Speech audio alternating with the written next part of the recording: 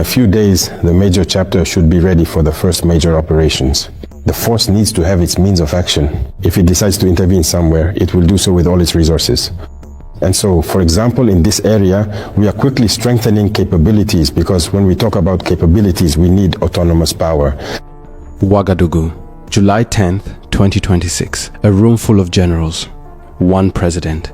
3 West African nations just quietly built something Africa hasn't had in 50 years.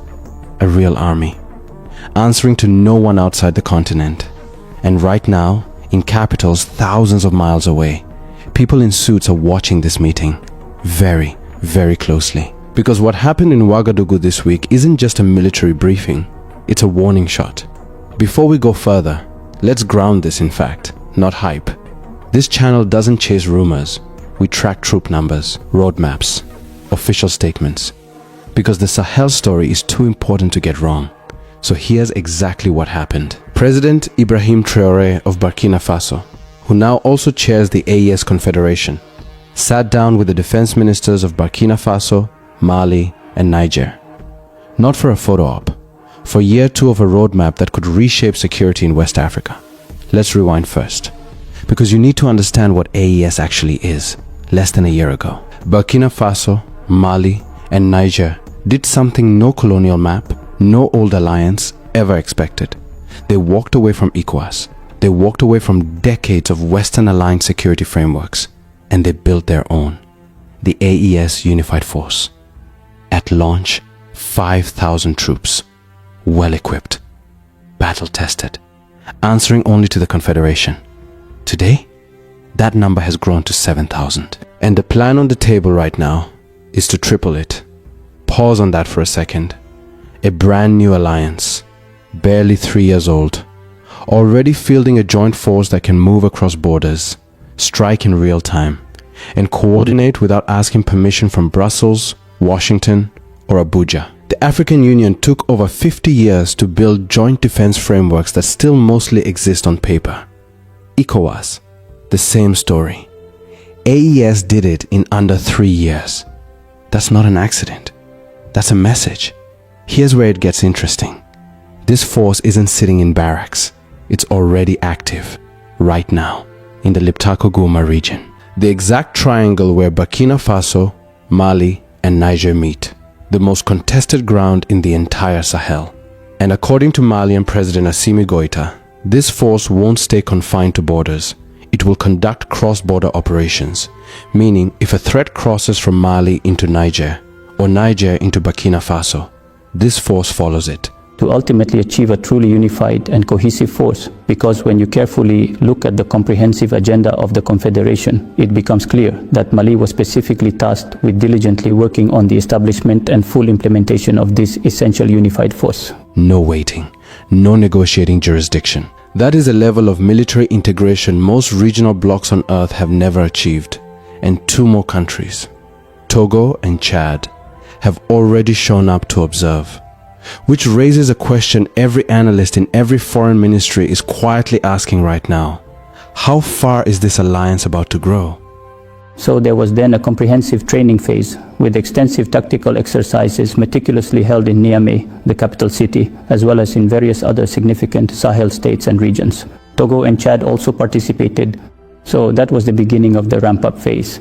There was also the comprehensive training of essential staff officers, meticulously conducted by the esteemed Allo Blondimbe Medical School, located in Mali. Consequently, all these concerted and strategic actions collectively made it entirely possible to successfully build up a truly unified and cohesive force. Therefore, we diligently established the fundamental and comprehensive standards for this newly formed unified force. Now, the part that matters most, the human part. Inside that Ouagadougou meeting, Burkina Faso's Minister of War, Major General Celestin Simpore, said something striking. He told reporters this is no longer a simple counter-terrorism campaign.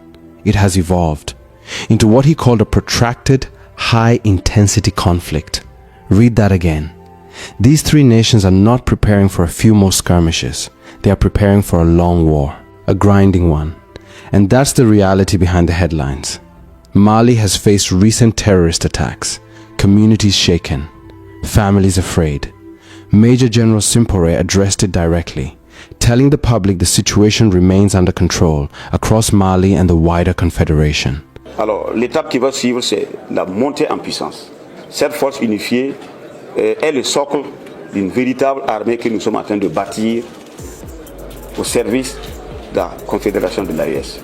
Donc, nous allons continuer à renforcer nos capacités humaines, nos capacités matérielles et renforcer davantage les opérations que nous allons conduire sur le terrain.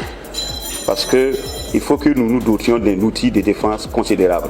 Le monde est à un tournant particulier et vous voyez que les crises sont perlantes et il est de l'intérêt des États de l'AES de mettre en commun une véritable force, une force pour laquelle les hommes seront dédiés au commandant de la force qui sera à mesure à tout moment d'intervenir n'importe où dans l'espace AES.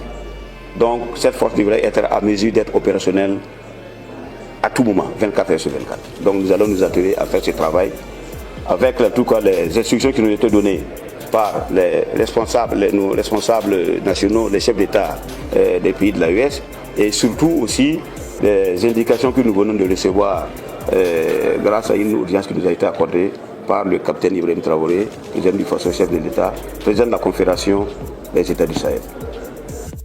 But here's what he's really saying between the lines. We know this fight isn't ending soon, and we are done waiting for outside help that never fully came. For decades, the story of the Sahel was written by people outside the Sahel. Foreign troops, foreign mandates, foreign timelines. That story just changed. Now it's 3 presidents, 3 armies, 1 command structure, built by Africans for African sovereignty.